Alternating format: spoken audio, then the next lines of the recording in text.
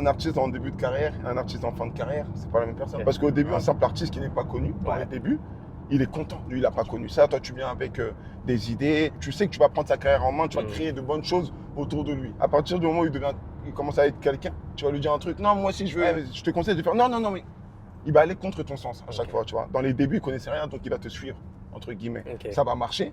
Et une fois que ça marche, il pourra lui aussi donner son avis. On ne dit pas qu'il ne faut pas donner son avis. On dit juste que la confiance, il faut qu'elle reste jusqu'à la fin. Moi, la chance que j'ai, c'est que je suis super transparent avec mes artistes dès le début. Tu as vu là, tu as un artiste, tu vas prendre entre 10 et 13%. C'est comme ça pour tout le monde. Si par exemple, tu t'occupes d'un rappeur, n'hésite pas à lui dire, habille-toi bien. Parce que grâce à ça, tu vas choper des marques. Et quand tu chopes des marques, toi, là, tu auras plus de pourcentage que moi. Tu vois ce que je veux dire? Ok. Essaye de fédérer une communauté. Parce que quand il y aura du merchandising, et ben là, dans le contrat merchandising, tu prends plus que moi. En fait, des fois, les artistes, ce qu'ils ne comprennent pas, c'est que quand ils sont en haut, ils peuvent descendre leur producteur comme ils veulent. C'est comme si nous, on investissait sur notre tueur. Parce que l'artiste qui n'est pas connu, t'investis. Et quand il est connu, je te jure, à la moindre occasion, il va te descendre. Ça, tu penses que c'est inévitable? C'est inévitable.